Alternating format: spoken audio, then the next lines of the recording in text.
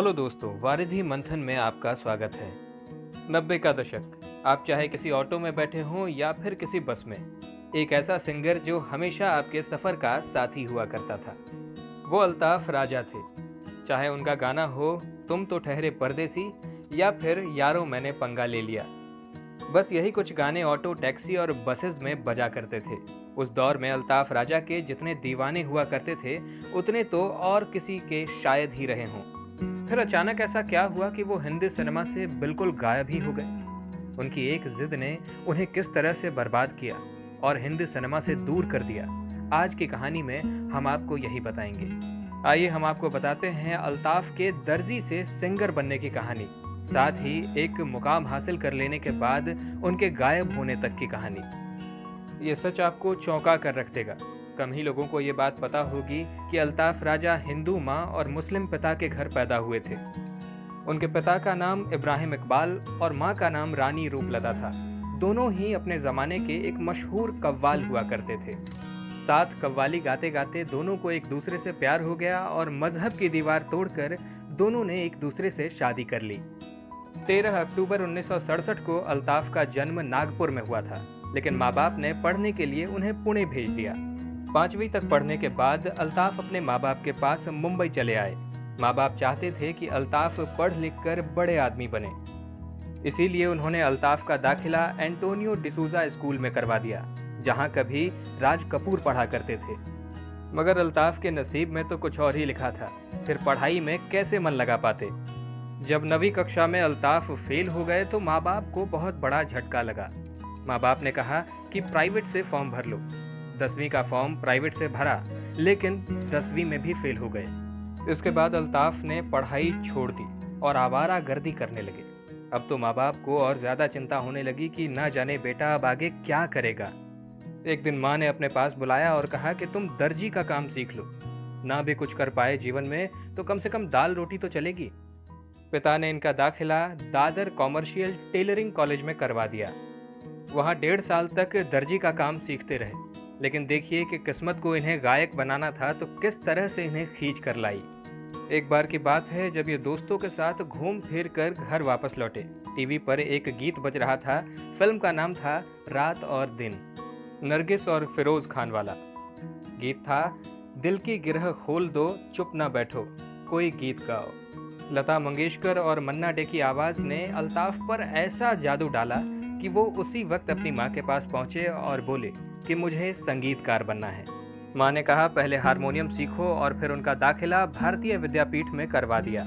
अब अल्ताफ दिन में हारमोनियम सीखते और शाम को इकबाल खान आते थे उन्हें ढोलक की ताल सिखाने। इसी दौरान एक मज़ेदार वाकया हुआ। 1986 या 87 की बात है, जब माँ के साथ कव्वाली में कोरस करने के लिए गए हुए थे। कोरस करने के उन्हें भी 10 रुपये मिल जाया करते थे। पीछे बैठे 5 लोगों में जब उन्होंने कोरस करना शुरू किया तो रिकॉर्डिस्ट ने फौरन उन्हें रोक दिया। फिर से माइक में कोरस करने लगे तो उन्हें पीछे जाने को बोल दिया। अल्ताफ ने डरते हुए पूछा कि क्या मैं गलत कर रहा हूँ, तो उस रिकॉर्डिस्ट ने कहा कि बेटा तुम गलत नहीं कर रहे, बल्कि तुम्हारी आवाज़ इन 5 पर भारी पड़ रही है। तभी माँ बोल पड़ी कि बेटा तू कंपोजर नहीं सिंगर बन, तेरी आवाज़ अलग है। बस यहीं से उन्होंने सिंगर बनने का फैसला कर लिया। माँ ने पंडित गोविंद प्रसाद जयपुर वाले के पास उन्हें संगीत सीखने के लिए भेज दिया। 23 साल की उम्र तक इन्होंने गायकी सीखी और उसके बाद जब पिता की मदद से इन्हें कहीं गाने का मौका मिलता तो उसे बिल्कुल भी नहीं गंवाते थे। अल्ताफ 1989 से 1993 तक देश के अलग अलग जगहों में जाकर अपने शोज करने लगे। इन कार्यक्रमों में वो अलग अलग तरीके के गीत गाया करते थे, लेकिन अचानक एक बार इनकी किस्मत ने रंग दिखाया और एक बड़ी ही रोचक घटना हुई। 1993 की बात है। वीनस कंपनी के कव्वाली डिपार्टमेंट को देखते थे मशहूर कव्वाल शफी नियाजी। उनका अल्ताफ के घर भी आना जाना रहता था। एक बार माँ ने शफी से अल्ताफ की सिफारिश लगा दी और उन्हें वीनस कंपनी की तरफ से ऑडिशन के लिए कॉल भी आ गया। अल्ताफ ने ऑडिशन दिया और फेल हो गए। फिर शफी की मदद से उन्होंने दूसरा ऑडिशन दिया और इस बार वो पास हो गए। वीनस कंपनी ने अल्ताफ को लॉन्च कर दिया। 1993 में अल्ताफ का पहला एल्बम आया जिसका नाम था सजदा रब को कर ले। हालांकि इस एल्बम से अल्ताफ को पहचान नहीं मिल सकी। इसी साल जी टीवी लॉन्च हुआ तो उसमें सरताज जंग कव्वाली नाम से एक प्रोग्राम आता था। इस कार्यक्रम के लिए अल्ताफ भी ऑडिशन देने पहुंचे। यहीं पर पहली बार उन्होंने तुम तो ठहरे परदेसी गाना सुनाया था, जिसे सुनते ही जजेस ने फौरन उनका सिलेक्शन कर लिया था और इस गीत को बाद में वो महफिलों में भी गाया करते थे। मगर अल्ताफ को इस बात का खुद भी अंदाज़ा नहीं था कि ये गीत किस तरह से उनकी ज़िंदगी बदलने जा रहा था। 1995 की बात है जब शफी नियाजी ने अल्ताफ को बुलाया और कहा कि तुम्हारी कव्वालियों पर एक सोलो एल्बम लॉन्च करते हैं। अल्ताफ ने अपनी कई सारी कव्वालियां सुना डाली, लेकिन तुम तो ठहरे परदेसी नहीं सुनाया। ऐसे में कंपनी ने एक गीत फाइनल कर दिया, यारो मैंने पंगा ले लिया। इसी नाम से एल्बम बनाने और उस पर वीडियो बनाने का फैसला भी हो गया। घर पहुंचे तो माँ ने पूछा कि वहां तुमने तुम तो ठहरे परदेसी क्यों नहीं सुनाया। तो अल्ताफ ने कहा कि इस गीत को मैं कई सारी महफिलों में गा चुका हूँ। माँ की सलाह पर अगले दिन उन्होंने कंपनी को ये गीत भी सुनाया।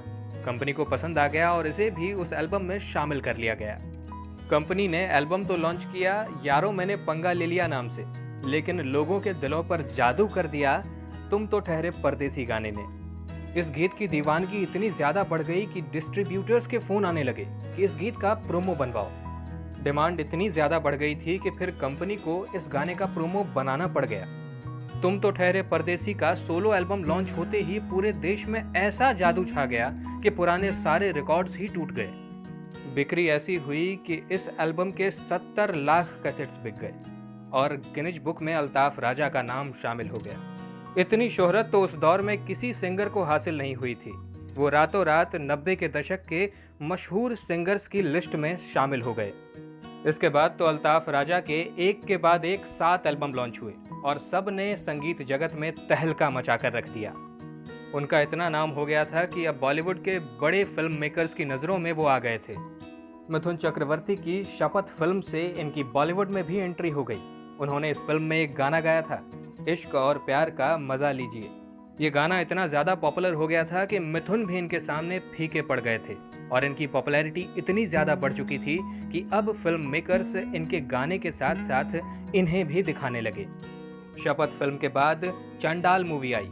इसमें भी अल्ताफ ने एक गाना गाया, कर लो प्यार कर लो प्यार। यह फिल्म तो फ्लॉप हो गई, लेकिन गाना सुपर हिट हो गया। अब तो उनके आगे बॉलीवुड फिल्मों की झड़ी सी लगने लगी। मर्द, यमराज, तिरछी टोपी वाले और बेनाम जैसी ना जाने कितनी फिल्मों की झड़ियां लगने लगी। अल्ताफ सफलता के 7वें आसमान पर थे, लेकिन अचानक 2002 के बाद वो गायब हो गए। इसकी वजह केवल और केवल एक जिद थी, जिसने उनका पूरा करियर तबाह कर डाला। हुआ ये कि शपथ और चंडाल जैसी फ्लॉप फिल्मों में भी उनकी गायकी ने जान डाल दी थी। इसके बाद तो प्रोड्यूसर और डायरेक्टर हर कोई डिमांड करने लगा कि अल्ताफ को ही लीजिए, उनसे गवाइए भी और साथ ही साथ उन्हें पिक्चराइज भी करिए, ताकि गानों के दम पर ही फिल्में हिट हो जाएं। मगर यहीं अल्ताफ एक बहुत बड़ी गलती कर बैठे। जो भी डायरेक्टर या प्रोड्यूसर उनके पास सिंगिंग के साथ साथ एक्टिंग का भी ऑफर लेके आता, उन्हें वो तुरंत ही मना कर देते। उन्होंने जिद पकड़ ली कि वो सिर्फ गाना गाएंगे और एक्टिंग नहीं करेंगे। ऑफर्स लगातार आते जा रहे थे, लेकिन कामयाबी के समंदर में गोते लगा रहे अल्ताफ सबको मना करते जा रहे थे। लगातार ऑफर्स ठुकराने की वजह से वो फिल्मी पर्दे से गायब होने लगे और धीरे धीरे उनका क्रेज भी खत्म होने लगा। धीरे धीरे दौर बदला और फिल्मों से कव्वाली का ट्रेंड भी खत्म होने लगा और अल्ताफ की डिमांड भी अब कम होने लगी। और फिर फिल्म मेकर्स ने भी अल्ताफ को ऑफर्स देने बंद कर दिए। उनकी एक जिद ने उनका अच्छा खासा करियर तबाह करके रख दिया। वैसे 2002 में गायब हुए इस गायक ने 2010 में टूनपुर का सुपर हीरो फिल्म से वापसी की कोशिश भी की, लेकिन अब दौर बदल चुका था और अल्ताफ राजा को सब भूल चुके थे।